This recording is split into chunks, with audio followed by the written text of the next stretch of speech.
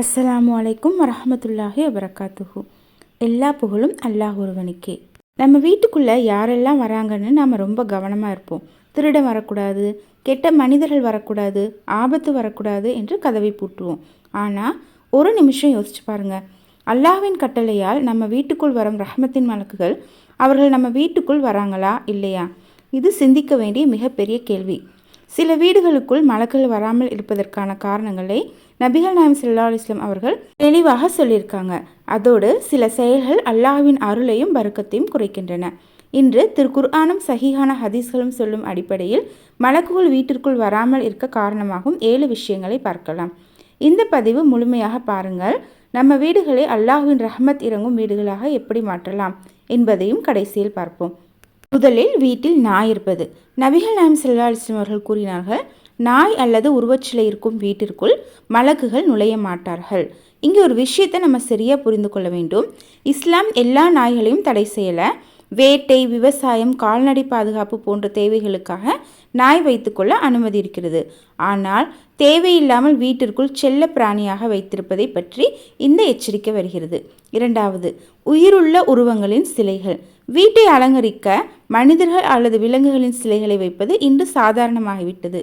ஆனால் நபிகள் நாயகம் ஸல்லல்லாஹு அலைஹி வஸல்லம் அவர்கள் இதை பற்றி கடுமையாக எச்சரித்திருக்கிறார்கள். ரஹ்மத்தின் மலக்குகள் இத்தகைய உருவச் சிலைகள் இருக்கும் வீட்டிற்குள் நுழைய மாட்டார்கள் என்று ஹதீஸிலும் வருகிறது. அதனால் நம்ம வீடுகளில் இப்படி ஏதேனும் இருந்தால் அதை அகற்றுவது நல்லது. அது அலங்காரத்திற்காக வைக்கப்படும் உயிருள்ள உருவப்படங்கள்.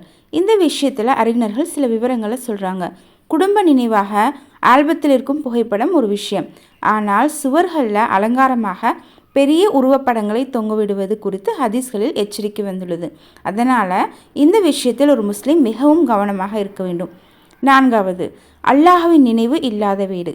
காலை முதல் இரவு வரை டிவி, மொபைல், சீரியல், பாடல்கள். ஆனால் ஒரு பக்கமாவது திருக்குர்ஆனை ஓதணுங்கிற நினைப்பு வரதில்லை. ஒரு தடவையாவது சுபஹானல்லா, அல்ஹம்துலில்லாஹ், அல்லாஹ் அக்பர் என்று சொல்லப்படுவதில்லை. அப்படிப்பட்ட வீட்டில் ஆன்மீக அமைதி எப்படி வரும்? நபிகள் நாயகம் ஸல்லல்லாஹு அலைஹி வஸல்லம் அவர்கள் கூறினார்கள், உங்கள் வீடுகளை கப்றுகளாக ஆக்காதீர்கள். அதாவது வீட்டில் தொழுங்கள், குர்ஆனை ஓதுங்கள், அல்லாஹ்வை நினைவு கூறுங்கள். அப்போது அந்த வீட்டில் ரஹ்மத் அதிகரிக்கும். ஐந்தாவது, தொழுகை புறக்கணிக்கப்படும் வீடு. அல்லாஹ்வோடு நம்மை இணைக்கும் மிகப்பெரிய பாலம் எது? தொழுகை தானே. ஆனால் வீட்டிலேயே யாரும் தொழுவதில்லை என்றால் அந்த வீடு ஆன்மீக விஷயங்களில் பலவீனமாகிவிடும். தொழுகை நடக்கும் வீடுகளில் அல்லாஹ்வின் அருள் இருக்கும். அதனால் முடிந்தவரை குடும்பமாக சேர்ந்து தொழ முயற்சி செய்யுங்கள். ஆறாவது, பாவங்கள் சாதாரணமாக நடக்கும் வீடு. பொய், புறம் பேசுதல், அநியாயம், ஆபாசம், ஹராமான விஷயங்கள் இவையெல்லாம் ஒரு வீட்டை இருளாக்கிவிடும். அல்லாஹு தஆலா கூறுகிறான், உங்களுக்கு ஏற்படும் துன்பங்கள் உங்கள் கைகள் செய்தவற்றின் காரணமாகும். 42வது அத்தியாயம் 30வது வசனம். நாம் தௌபா செய்து அல்லாஹ்விடம் மன்னிப்பு கேட்கும்போது அல்லாஹு தஆலா நம்மை மன்னிக்க தயாராக இருக்கிறான். 7வது, குடும்பத்தில் நிரந்தர சண்டை மற்றும் உறவு முறிவு. சில வீடுகளில் தினமும் சண்டை நடக்கும். கணவன் மனைவி பேச மாட்டாங்க. பெற்றோர் பிள்ளைகள் மன வருத்தத்தில் இருப்பாங்க. இப்படிப்பட்ட சூழலில் ஷைத்தானுக்கு மிகவும் பிடித்தது.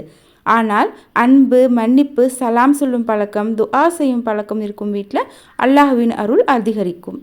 அன்பானவர்களே, இந்த 7 விஷயங்களையும் கேட்ட பிறகு நம்ம வீட்டை நாமே ஒரு முறை சோதித்து பார்ப்போம். நம்ம வீடுகளில் தேவையில்லாத நாய் இருக்கிறதா? உருவச்சிலைகள் இருக்கிறதா?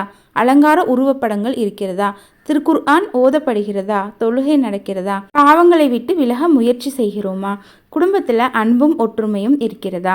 இந்த கேள்விகளுக்கான பதில் நம்ம வாழ்க்கை மாற்றக்கூடியதாக இருக்கும். நாம் நினைவில் வைத்துக்கொள்ள வேண்டிய ஒரு முக்கியமான விஷயம், மலக்குகள் வருவது என்பது அல்லாஹ்வின் ரஹ்மத், அமைதி, பரக்கத் நம்ம வீட்டில் அதிகரிப்பதற்கான ஒரு பெரிய காரணம். இதனால் நம்ம வீடுகளை அல்லாஹ்வுக்கு பிடித்த வீடுகளாக மாற்றுவோம். தினமும் திருக்குர்ஆனை ஓதுவோம், தொழுகையை பாதுகாப்போம், காலை மாலை திக்ருகளை ஓதுவோம், ஹலாலான வாழ்க்கையை வாழ்வோம், அல்லாஹ்விடம் அதிகமாக துஆ செய்வோம். அல்லாஹ் தஆலா நம் ஒவ்வொரு வீட்டையும் மலக்குகள் இறங்கும் ரஹ்மத் நிறைந்த, பரக்கத் நிறைந்த, ஈமான் நிறைந்த வீடுகளாக ஆக்குவானாக. ஆமீன். இந்த பதிவு உங்களுக்கு பயனுள்ளதாக இருந்தால் உங்கள் குடும்பத்தினருக்கும் நண்பர்களுக்கும் பகிருங்கள்.